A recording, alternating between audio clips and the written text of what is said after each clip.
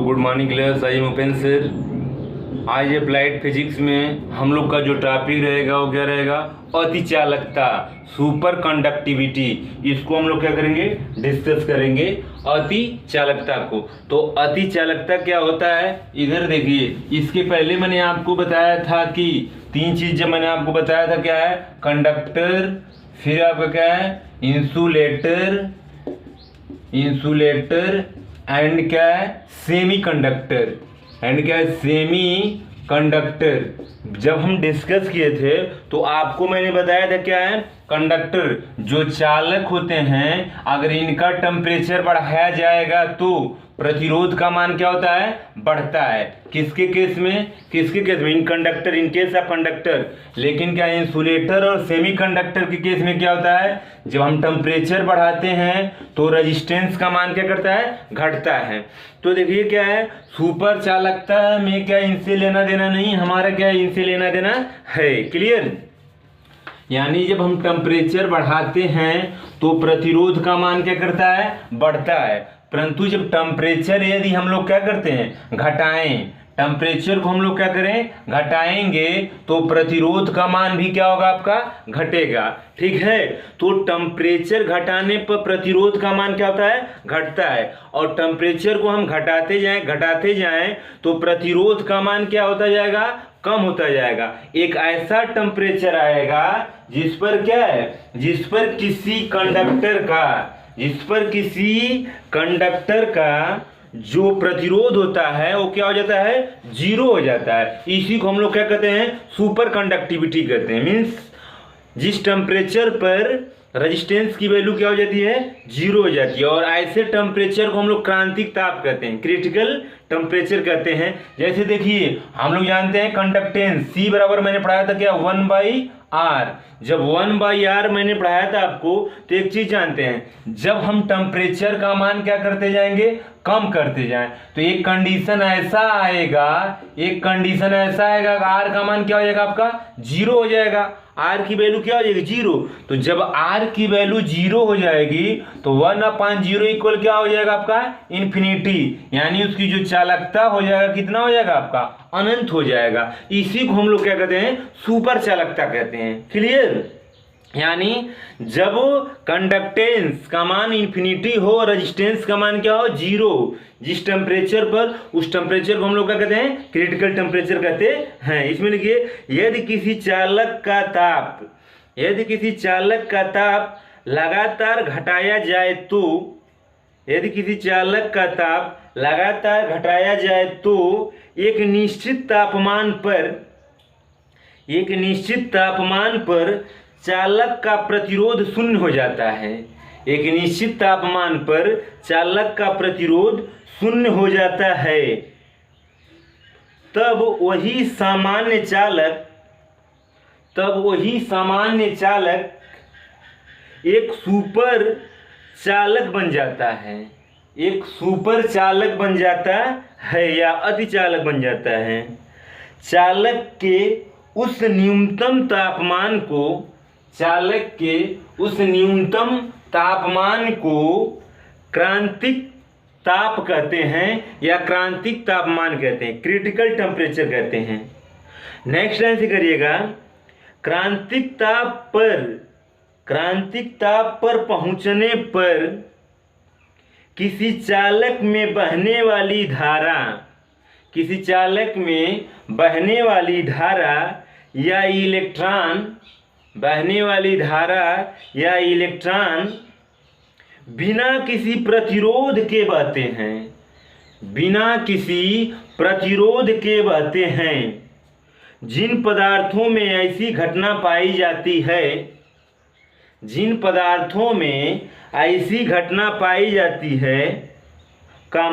उस घटना को सुपर चालकता कहते हैं। क्या? उस घटना को हम लोग क्या कहते हैं? सुपर चालकता कहते हैं। आपको समझ में आ गया होगा। क्लियर? सुपर चालकता कहते हैं। अब इसमें एक चीज आप देखिएगा, जैसे हमने अभी बताया था क्या है? चालकता इक्वल क्या होता है? चालकता क्या हमने C से कंडक्टेंस से किया था? 1 अपन क्या है? रेजिस्टेंस, प्रतिरोध। यानी क्या आपका है R, यानी C इक्वल क्या 1/R।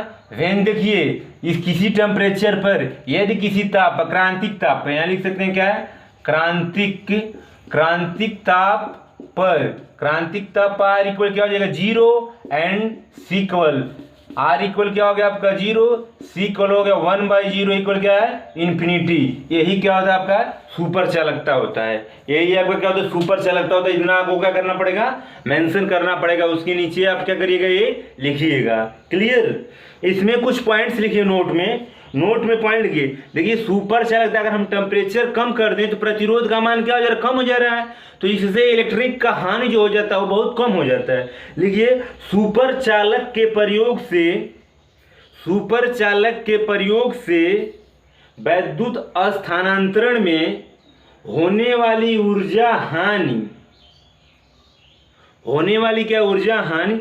40% तक बचाया जा सकता है। 40% तक क्या है बचाया जा सकता है। सेकंड पॉइंट करिए, उच्च स्पीड के कंप्यूटरों में लॉजिक एवं स्टोरेज फंक्शन के लिए प्रयुक्त युक्तियों में सुपर चालक प्रयोग किए जाते हैं। मीन्स जो क्या है सुपर कंप्यूटर होते हैं उनमें क्या हम लोग क्या यूज करते हैं सुपर चालक का यूज करते हैं। अब सुपर चालक का एग्जाम्पल अगर देखा जाए तो इसमें आप लोग लिखिए, तो लिखिए ये NB3SN नियोबियम टिन मिश्र धातु। NB3 क्या है SN एवं NBGA यानी नियोबियम गैलेनियम जो है सुपर चालक की भांति व्यवहार करते हैं। ये क्या है सुपर चालक की भांति व्यवहार करती हैं या सुपर चालक हैं। ये दोनों मिश्र धातुएं क्या है सुपर चालक की भांति क्या करती हैं व्यवहार करती हैं। इनका जो रेजिस्टेंस होता है नियर अबाउट क्या है 0 के इक्वल होता है। क्लियर। ये आपका सुपर चालकता रहा। अब इसमें देखिए अब लगभग इस चैप्टर क्लोज होने के साइड में एक लास्ट हेडिंग पड़ा हुआ है क्या है किरचॉफ का नियम।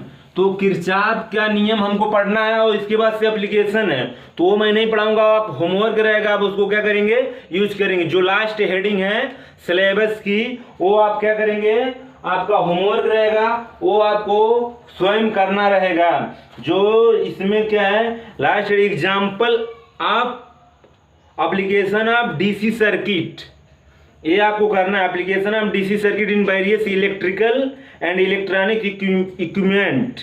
क्या इक्विपमेंट में क्या सच CRO टीवी आदि में आपको इसका एप्लीकेशन लिखना रहेगा। ठीक। तो अब नेक्स्ट हेडिंग क्या आपका है किरचॉफ का नियम। हेडिंग करिए क्या है किरचॉफ्स लॉ।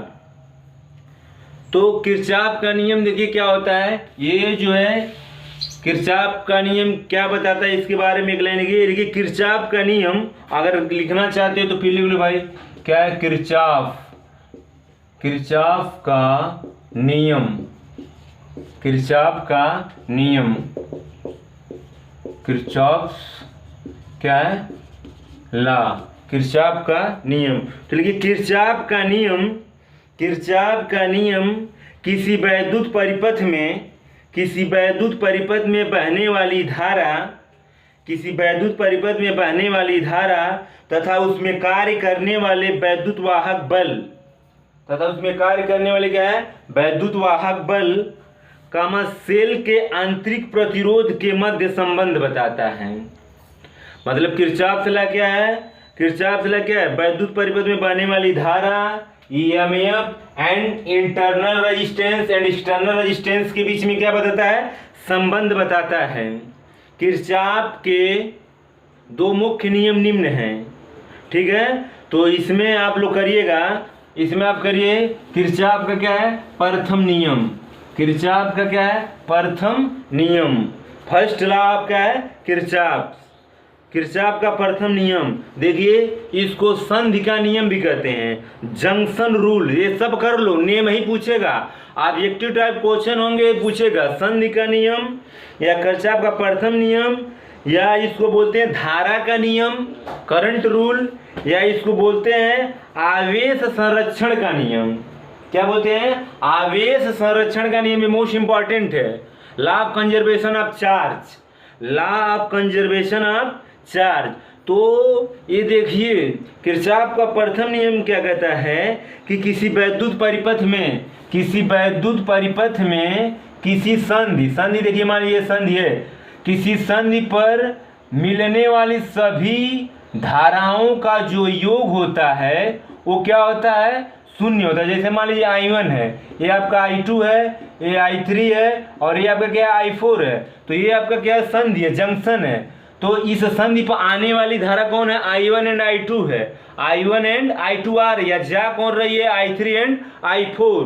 तो इनका जो बीजगणितीय योग होगा वो क्या होगा, मिलने वाली धाराओं का बीजगणितीय योग क्या होगा आपका 0 होगा। यानी देखिए I1 प्लस I2 और फिर क्या है माइनस I3 प्लस क्या है I4 इक्वल क्या हो जाएगा आपका 0।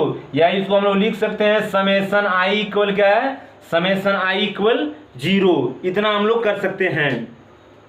तो इसमें लिखिए किरचॉफ के प्रथम में नियम लिखिए, या धारा के नियम, या फिर क्या संधि का नियम, या सबसे इंपॉर्टेंट है क्या आवेश संरक्षण का नियम। ये पूछता है, एक नंबर पूछेगा। इसमें लिखिए किरचॉफ के प्रथम नियम के अनुसार, किरचॉफ के प्रथम नियम के अनुसार किसी भी वैद्युत परिपथ में, किसी वैद्युत परिपथ में, किसी इलेक्ट्रिक सर्किट में, किसी वैद्युत परिपथ में किसी भी संधि पर मिलने वाली, किसी भी संधि पर मिलने वाली सभी धाराओं का बीजगणितीय योग, सभी धाराओं मतलब करंट, सभी धाराओं का बीजगणितीय योग शून्य होता है, शून्य होता है। इसे संधि का नियम या आवेश संरक्षण का नियम भी कहते हैं। इसे संधि का नियम या क्या है, आवेश संरक्षण का नियम भी कहते हैं। क्लियर, ये आपका किरचॉफ का प्रथम नियम है। जैसे मान लीजिए कि अगर हम लोग मानते हैं कि किसी वैद्युत परिपथ में, ठीक, मान लीजिए यहाँ से कौन कौन धारा आ रही है, I1, I2 एंड I3। यह हमारा क्या है, I1 है, ये हमारा I2 है, ये हमारे क्या I3 आ रही है, और यहाँ से कौन कौन धारा जा रही है, I4 एंड क्या है I5। तो फिर किरचॉफ के नियम के अकॉर्डिंग क्या होगा, पहले लिखिए, माना किसी वैद्युत परिपथ के क्या है, किसी संधि पर, माना किसी वैद्युत परिपथ के क्या, किसी संधि पर आने वाली धाराएं I1, I2 तथा क्या है I3 हैं, तथा संधि से जाने वाली धाराएं क्रमशः I4 तथा I5 हैं। क्रमशः क्या है, I4 तथा क्या है I5 हैं। तब किरचॉफ के प्रथम नियम के अनुसार, तब क्या, किरचॉफ के प्रथम नियम के अनुसार I1 plus I2 plus I3 equal और फिर माइनस I4 प्लस क्या है I5 इक्वल क्या हो जाएगा आपका 0। ठीक है, क्लियर। या तो हम इसको लिख सकते हैं, आप इसको ये भी कर, इन दोनों की इक्वल भी कर सकते हो। इसके पहले आप ये भी लिख सकते हैं समेसन क्या है, समेसन I इक्वल क्या है 0। समेसन क्या है I इक्वल क्या है आपका 0। फिर या तो आप इसको यहाँ से करना चाहते हो तो कर लीजिए, क्या I1 plus I2 plus I3 equal क्या है I4 प्लस क्या है I5। ये आपका क्या है, किरचॉफ का क्या कहता है, फर्स्ट लॉ कहता है। तो किरचॉफ फर्स्ट लॉ में कुछ है नहीं, बस इतना ही था। ठीक, किरचॉफ सेकंड लॉ जानने से पहले, किरचॉफ का सेकंड लॉ क्या है जानने से पहले हम लोग क्या करेंगे, कुछ रूल्स है, कुछ दिशा का ज्ञान है, उसको हम लोग क्या कर लेते हैं, सीख लेते हैं। क्लियर, तो उसको आप सीख लीजिए। लिखिए तो नोट में करो, नोट में करिए दिशा का ज्ञान, दिशा का क्या है ज्ञान। और जो मैं बताऊंगा देखिए डिफरेंट बुक में डिफरेंट लिखा है, आप किसी तरह अप्लाई करेंगे सही रहेगा, कंफ्यूज मत होइएगा। जो मैं बताऊंगा आप अदर कोई बुक पढ़ेंगे तो कहेंगे ऐसा है सर, इसमें आप ऐसा दिया, आप ऐसे बता रहे हैं, तो नहीं, कोई भी तरह किसी भी तरह से लगाएंगे आपका क्या आएगा, आंसर क्या आएगा आपका सेम आएगा। तो दिशा का ज्ञान में पॉइंट नंबर 1, नोट में दिशा का ज्ञान लिखिएगा, पॉइंट नंबर 1 लिखिए, किसी बंद परिपथ में, मीन्स किसी क्लोज सर्किट में, किसी बंद परिपथ में क्लॉकवाइज बहने वाली धारा, क्लॉकवाइज बहने वाली धारा को निगेटिव माना जाता है। क्लॉकवाइज धारा बहने वाली धारा को क्या है, निगेटिव माना जाता है, तथा एंटी क्लॉकवाइज धारा को पॉजिटिव माना जाता है। मीन्स अगर कोई सर्किट है, क्लोज सर्किट है, जैसे मान लीजिए क्या है, ये क्लोज सर्किट है आपका, यहाँ पे रेजिस्टेंस पड़ा है, इसमें I1 चल रही है और इसमें क्या चल रहा है आपका I2 चल रहा है। तो देखिए ये आपका क्लॉकवाइज चल रही है, आपका एंटी क्लॉकवाइज, तो यहाँ पे क्या होगा, I1 को हम लोग क्या लेंगे, निगेटिव, और I2 देखिए क्या आपका ये एंटी क्लॉकवाइज है, तो I2 को हम लोग क्या लेंगे आपका पॉजिटिव। अब डिफरेंट बुक में डिफरेंट दिया, कंफ्यूज मत होना तुम लोग, ठीक। क्लॉकवाइज बहने वाली धारा को क्या है, नेगेटिव, एंटी क्लॉकवाइज बहने वाली धारा को क्या है आपका पॉजिटिव माना जाता है। पहला पॉइंट होगा। सेकंड पॉइंट करिए, सेकंड पॉइंट करिए, किसी बैटरी के ईएमएफ की दिशा, किसी बैटरी के ईएमएफ की दिशा निगेटिव से पॉजिटिव की ओर होता है। किसी बैटरी के क्या है, ईएमएफ की जो दिशा होता है वो किधर से किधर होता है, निगेटिव से पॉजिटिव की ओर होता है। मीन्स देखिए अगर ये कोई बैटरी है, इसका पॉजिटिव टर्मिनल है और ये क्या आपका है, नेगेटिव टर्मिनल है, ये आपका पॉजिटिव है, आपका क्या है, नेगेटिव टर्मिनल है, तो इसमें जो दिशा होगा, क्या लिखें आप, इसकी दिशा किधर से आपका है, निगेटिव से क्या है, पॉजिटिव की तरफ, यानी ये ई जो होगा किधर से होगा आपका, इधर से, इधर। क्लियर, ये आपका क्या है, ई है। आप इसको ऐसे भी यूज कर सकते हैं हम लोग, जब ये ईएमएफ है, ईएमएफ की दिशा किधर, नेगेटिव से किधर है आपका, पॉजिटिव की ओर है। क्लियर, आप ऐसा करेंगे, ठीक। पॉइंट नंबर थर्ड करिए। थर्ड पॉइंट में आपको क्या लिखना है, थर्ड पॉइंट में लिखिए, बैटरी से जितना धारा निकाला जाता है उसमें उतना ही धारा प्रवेश किया जाता है। मीन्स बैटरी से जितना करंट निकलेगा उतना ही करंट उसमें क्या कराना है, एंट्री कराना है। मीन्स अगर यहाँ से इस बैटरी से क्या है, I1 करंट निकल रहा है, तो इसमें हम लोग क्या करेंगे, एंट्री कितना कराएंगे, I1 का ही कराएंगे। ये आपके 3 रूल्स हैं, बाकी बुक में बहुत ज़्यादा दिया होगा, अगर इतना भी आप पढ़ लेते हैं तो सफिशिएंट है, आपका किरचॉफ का सेकंड लॉ आसानी से समझ में आ जाएगा। क्लियर, तो ये किरचॉफ का सेकंड लॉ समझने से पहले इतना आपको समझना है, क्लॉकवाइज है तो नेगेटिव, एंटी क्लॉकवाइज है तो क्या आपका है, पॉजिटिव, ठीक। अब उसके बाद से देखिए, अब ये क्या कहता है, किरचॉफ का सेकंड लॉ कहता क्या है, तो किरचॉफ का सेकंड लॉ देखिए, इसको हम लोग पहले हेडिंग करो आप, हेडिंग किरचॉफ का द्वितीय नियम या किरचॉफ सेकंड लॉ, या इसको हम लोग बोलते हैं पास का नियम, पास का नियम, लूप्स रूल, पास या बंद पास का नियम या क्लोज्ड पास रूल, ठीक है। किरचॉफ का द्वितीय नियम या पास का नियम, यह सबसे इंपॉर्टेंट है। ऊर्जा संरक्षण का नियम, मीन्स ये ऊर्जा संरक्षण पे आधारित है। ये पूछता है वह आवेश संरक्षण पर आधारित है, प्रथम नियम। ये किस पे आधारित होगा आपका, ऊर्जा संरक्षण पर। Clear, law of conservation of energy. तो किरचॉफ का सेकंड नियम ये कहता है कि यदि कोई बंद परिपथ है, ठीक, तो यदि कोई मान लीजिए सपोज दैट क्या है, अगर ये हमारा क्लोज सर्किट है, यहाँ पे हमने क्या लगाया है, ये निगेटिव आपका क्या पॉजिटिव, इसकी दिशा किधर से, निगेटिव से क्या पॉजिटिव की तरफ है, और इसमें क्या है, ये आपका R1 है, यहाँ से करंट क्या जा रही है, I1, ठीक, क्या आपका I1 जा रही है। तो देखिए I1 जब निकलेगा तो I1 इसमें एंट्री भी कराना, अभी रूल में मैंने बताया था।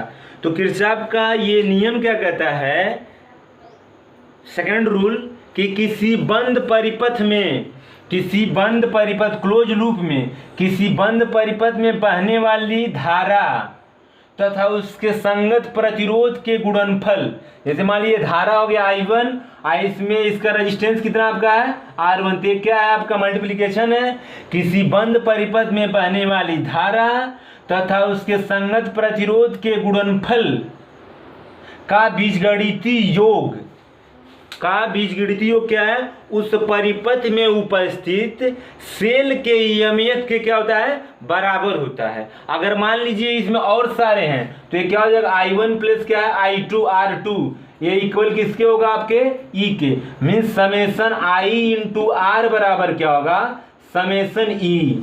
ये आपका क्या कहता है सेकंड लॉ कहता है। अगर किसी वैद्युत परिपथ में क्या है एक से अधिक रेजिस्टेंस है तो उनका जो समेशन होगा, अगर एक से अधिक बैटरी भी है तो उसके ईएमएफ के क्या होगा योग के क्या होगा आपका बराबर होगा। ये किरचॉफ का क्या कहता है सेकंड नियम कहता है।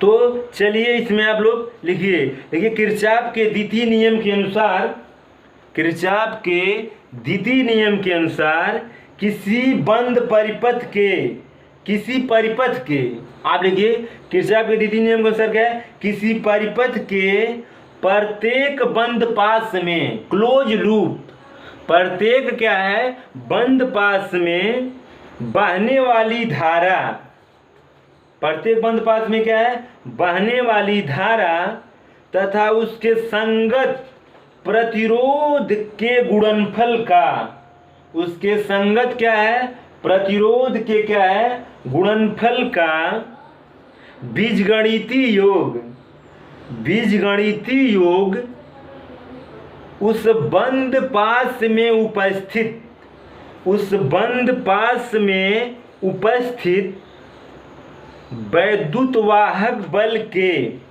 उस बंद पास में उपस्थित क्या है वैद्युत वाहक बल के बीजगणितीय योग के बराबर होता है। उस बंद पास में उपस्थित क्या है वैद्युत वाहक बल के बीजगणितीय योग के बराबर होता है। ये कहता है किरचॉफ का क्या है सेकेंड लॉ। आगे लिखिए, इसे पास का नियम या बंद पास का नियम भी कहते हैं, इसे पास का नियम या बंद पास का नियम भी कहते हैं।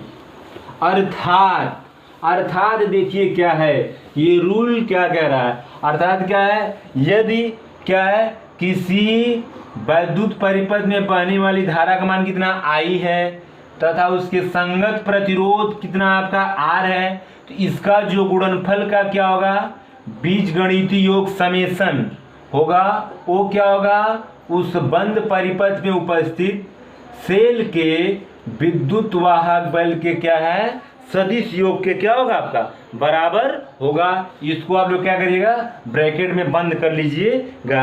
अब यहाँ से आप लिखना है, लिख दीजिएगा वेयर, वेयर, वेयर क्या है आई इक्वल क्या, आप जानते हैं आई इक्वल क्या है परिपथ की वैद्युत धारा, ठीक, आई इक्वल क्या है परिपथ की क्या है विद्युत धारा, आर इक्वल क्या है प्रतिरोध, और ई क्या आपका है सेल का विद्युत वाहक बल, ई क्या आपका है सेल का विद्युत वाहक बल।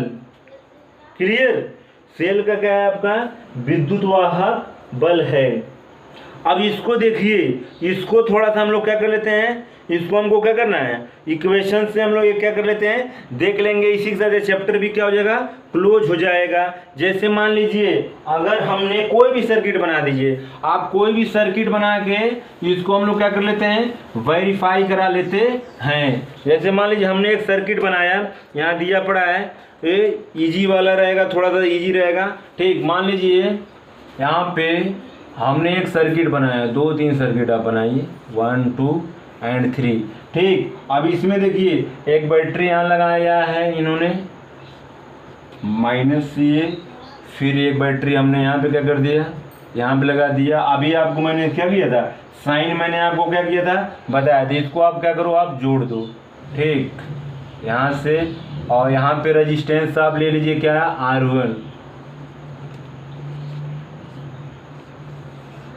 ठीक है। यहाँ पे भी एक हम रेजिस्टेंस कर लेते हैं, क्लियर, और यहाँ पे भी हमने एक रेजिस्टेंस कर लिया, इसको हम लोग क्या कर लेंगे मान लेंगे, ठीक। ये देखिए नेगेटिव है, ये पॉजिटिव, नेगेटिव एंड पॉजिटिव, इसकी दिशा किधर है मान लीजिए E1 है, इसकी दिशा आपका इधर से इधर है, ठीक। इसकी भी दिशा देखिए क्या आपका है E2 है, इसकी दिशा भी आपका क्या इधर है। अगर मान लीजिए यहाँ से करंट कितना निकल रहा है I1, तो इसमें एंट्री भी कितना होगा मेरे भाई I1 का भी रूल बताया था, इससे करंट कितना निकल रहा है आपका I2, तो तो यहाँ भी करंट कितना एंट्री होगा आपका I2। मैंने अभी आपको बताया था कि जितना हम लोग निकालेंगे उतना हम लोग क्या करेंगे, एंट्री कराएंगे। लेकिन देखिए अब यहाँ से I1 आ रहा है, यहाँ से I2 जा रहा है, तो इसमें जो टोटल करंट बहेगा कितना बढ़ेगा आपका I1 प्लस कितना बहेगा भैया R2। ये रजिस्टेंस कितना हमने माना R1, ये आपका R2, ये आपका क्या है R3। ये सबसे ईजी है, ये आपका क्या है सबसे इजी सर्किट है। इसमें हम लोग क्या करेंगे, हम बंद पास का रूल अप्लाई कर लेंगे। इसमें मान लीजिए क्या है, हमने मान लिया क्या है कि इसमें सर्किट इसको लूप दे दीजिए ना, ए है, फिर आपका क्या है ये बी सी डी ई और एफ, ये हमारा क्या रहेगा सर्किट रहेगा। देखिए दो लूप हैं इसमें, दो पास हैं, कौन है A B E F A. कितने लूप, पहला लूप क्या जाए A B E F A, और दूसरा क्या है B C D E B C D E B, यही दो है। और जो अभी रूल हमने बताया था वही अगर हम लोग क्या करेंगे लगा देंगे तो हमारा किरचॉफ का सेकंड लॉ क्या हो जाएगा आपका वेरीफाई भी हो जाएगा और जान भी जाएंगे। ठीक है, कैसे हम लोग क्या करेंगे, किरचॉफ का लॉ क्या है, जो एंटी क्लॉकवाइज बहता है उसको हम लोग पॉजिटिव लेते हैं और जो क्लॉकवाइज बहता है उसको हम लोग क्या कहते हैं नेगेटिव लेते हैं। धारा का माने मैंने क्या किया था बताया था, अगर क्लॉकवाइज बहेगा तो नेगेटिव और एंटी क्लॉकवाइज बहेगा तो क्या आपका पॉजिटिव। तो लिख लीजिए, माना चित्रानुसार एक वैद्युत परिपथ है, माना एक चित्रानुसार क्या वैद्युत परिपथ है जिसमें E1 तथा E2 वैद्युत वाहक वाले दो सेल लगे हैं, जिसमें प्रतिरोध R1 R2 तथा R3 है, R1 R2 तथा R3 है, तथा इन प्रतिरोधों में बहने वाली धारा का मान क्या है I1 व I2 है, I1 व क्या है I2 है। बस इतना कर दिए। तब किरचॉफ के द्वितीय नियम के अनुसार, तब लिखिएगा क्या है किरचॉफ के क्या है द्वितीय नियम के अनुसार, किरचॉफ के क्या है द्वितीय नियम के अनुसार लूप या बंद पास हम कहते हैं। लूप बोलिए या क्या है बंद पास।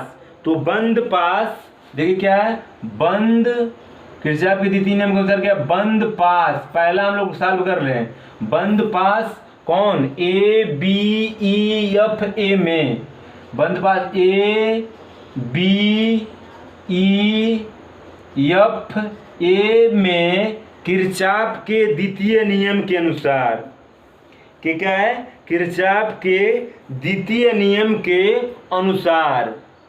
आप लिखेंगे क्या है, आप इतना करेंगे, आप लिख बंद पास ए बी में क्या किरचॉफ के क्या है द्वितीय नियम के अनुसार। तो अब किरचॉफ के द्वितीय नियम इसमें हम लोग क्या करते हैं लगाते हैं। ध्यान से आप समझिए, इसमें हमको क्या करना है किरचॉफ का द्वितीय नियम हमको क्या करना है लगाना है।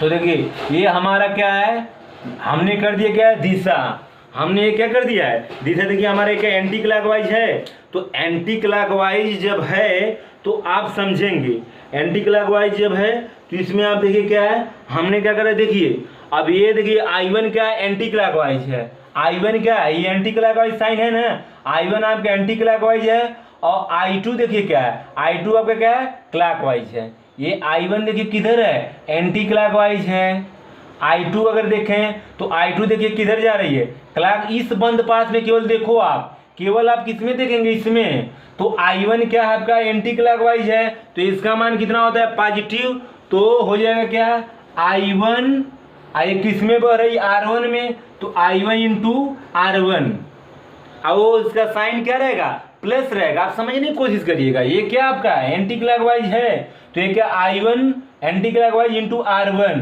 और फिर हम धीरे धीरे किस में आते हैं इसमें आते हैं I2 वाले में। तो I2 की दिशा किधर है, I2 की दिशा किधर है, आप देखिए I2 की दिशा किधर है क्लॉकवाइज है। ये क्या आपका क्लॉकवाइज इधर से इधर बढ़ रही है, इसके क्या है उल्टा बढ़ रही है। तो क्लॉकवाइज है I2 की दिशा, तो इसका मान क्या होगा आपका निगेटिव होगा। तो माइनस I2 आइए किस में रही है R2 में, I2 इंटू क्या हो गया R2। क्लियर। अब देखिए हम लोग क्या है EMF को लगाते हैं। EMF की दिशा किधर से किधर होता है, ईएमएफ की दिशा किधर से किधर, नेगेटिव से पॉजिटिव की ओर होता है। तो देखिए ये भी क्या है, एंटी क्लॉकवाइज दिशा में, नेगेटिव से क्या पॉजिटिव की ओर। तो ये क्या हो जाएगा आपका E1, ये क्या हो गया आपका E1। अब देखिए E2 का मान क्या है, इसके विपरीत है, इसकी दिशा देखिए किधर है, इसकी दिशा क्या है, इसके क्या विपरीत है। तो इसको हम लोग लेंगे क्या, -E2। इसको आप कर दिए इक्वेशन नंबर 1, आप इसको कर देंगे क्या, इक्वेशन नंबर 1 इसको कर दीजिएगा। आप ध्यान समझिए, देखिए क्या है, I1 क्या एंटी क्लॉकवाइज पॉजिटिव है, किसमें बढ़ रही है, R1 में। I2 क्या क्लॉकवाइज है, तो -I2 R2 में बढ़ रहा है, हो गया। अब देखिए E1 की दिशा, E1 की दिशा क्या, इसके दिशा में डायरेक्शन में तो प्लस है।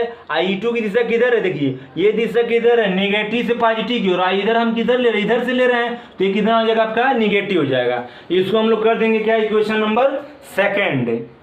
क्लियर। अब फिर देखिए ये इक्वेशन नंबर 1 कर दीजिए, और फिर इसमें आप लिखेंगे, एक बंद पास खत्म हो गया। अब दूसरा लिखिए, दूसरा लिखिए क्या है, बंद पास। बंद पास क्या है, BCDEB में, BCDEB में किरचॉफ के द्वितीय नियम के अनुसार, किरचॉफ के क्या है, द्वितीय नियम के अनुसार। तो ये बंद पास हम क्या करते हैं, मिटा देते हैं, इसका काम नहीं, हमारा केवल इतना ही का काम है। तो इसमें हम लोग क्या करेंगे, किरचॉफ का द्वितीय नियम क्या करते हैं, अप्लाई करते हैं। तो ध्यान से आप देखिए, ये आपका क्या है, E2 है, ये आपका क्या E2, इसके दिशा इधर से इधर है। फिर देखो हमने यहाँ पे क्या किया, आप किधर से, चाहे आप इधर से लेना हो इधर से ले लो, चाहे आप ऐसे करना ऐसे करिए, ऐसे करना ऐसे, कोई फर्क पड़ने वाला नहीं है। तो फिर देखिए अगर हम लोग किरचॉफ सेकंड लॉ लगाते हैं, तो यहाँ देखिए ये क्या है, एंटी क्लॉकवाइज दिशा में, ये दोनों क्या है, पॉजिटिव होंगे। हाई एंटी क्लॉकवाइज है ना भाई, ये देखिए दोनों के दोनों क्या है, एंटी क्लॉकवाइज है। क्लॉकवाइज कौन होगा, जो इसके ऐसे चलेगा, इस रूप में आप देख रहे हैं, तो एंटी क्लॉकवाइज दोनों का मान क्या होगा आपका, पॉजिटिव होगा। दोनों का मान क्या होगा आपका, पॉजिटिव होगा। देखिए ये एंटी क्लॉकवाइज, ये I1 + I2 है, तो क्या होगा, I1 + I2, ये क्या होंगे, पॉजिटिव, क्योंकि एंटी क्लॉकवाइज किस में बह रहे हैं, R3 में। फिर अब इधर से हम कहाँ चल रहे हैं, इसमें आ रहे हैं R2 में, तो ये भी आपका क्या एंटी क्लॉकवाइज है, ये क्या एंटी क्लॉकवाइज है। तो +I2 × R2, I2 इंटू क्या है आपका R2। इसमें EMF कौन काम कर रहा है, केवल क्या काम कर रहा है, E2, केवल कौन काम कर रहा है, E2। तो इक्वल क्या हो जाएगा आपका, E2 की। अब बोलो ये प्लस क्यों होगा, क्योंकि इसकी भी दिशा किधर से किधर है, माइनस से प्लस के दिशा में है, इसके क्या डायरेक्शन में है। तो हो जाएगा इक्वेशन नंबर क्या हो जाएगा आपका, 2। ऐसे आएगा क्वेश्चन, इसको हमको क्या करना रहेगा, आपको सॉल्व करना रहेगा न्यूमेरिकल में। तो ये किरचॉफ का सेकंड लॉ क्या हो रहा है, फिनिश हो रहा है। देखिए एक ही चीज है, I2 इस वाले पास में क्या थी, इस वाले पास में नेगेटिव था, इस वाले पास में क्या है, पॉजिटिव है। तो हम हर एक पास का अलग अलग जब देखेंगे तो साइन क्या होता है आपका, अलग अलग होता है। ठीक है, इसी के साथ किरचॉफ का क्या है, सेकंड लॉ खत्म, और ये चैप्टर भी फिनिश है। इस चैप्टर में आपको केवल क्या पढ़ना है, एप्लीकेशन ऑफ डीसी सर्किट में, जिसमें आपको CRO और टीवी के एप्लीकेशन पढ़ने हैं। आप उसको पढ़िएगा, लिखिएगा, ये होमवर्क रहेगा। ठीक है, ओके, आज का क्लास बस यहीं तक। Thank you very much. Objective type के क्वेश्चन आएंगे, ऑब्जेक्टिव टाइप के क्वेश्चन पे आप ज़्यादा फोकस करेंगे। ओके।